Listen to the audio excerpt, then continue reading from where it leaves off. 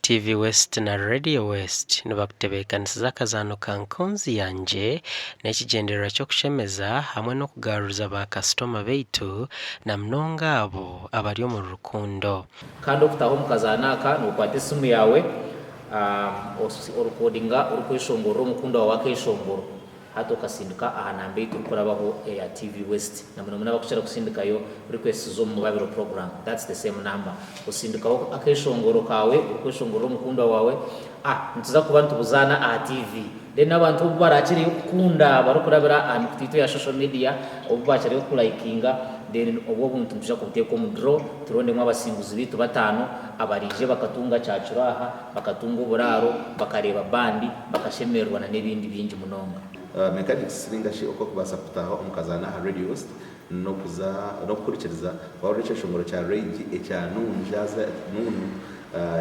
cyazana umuhereza wa Radio West bajya kubona yakira amasomo h'ikwato cyawe lingashi kiganire cyo ine amukundo wawe kandi abantu bijya kusharamu indeed noja kuba ekirara nk'ecyakira ibindi najya kuba nazo mukazaano.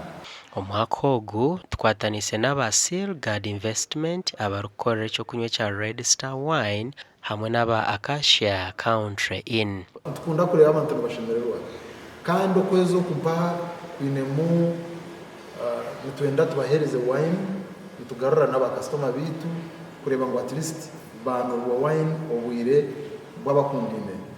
Acacia Country Inn tubashemererwa kandi twiteguye kubategurira ibirungi uburaro burungi nza kubatekaho ibyo kurya birungi dina y'umurende. So mbwene wowe n'umukunda wawe w'umwezo bagesere bayitayise obani nyoko obano hano mukunda shemerwa nawe.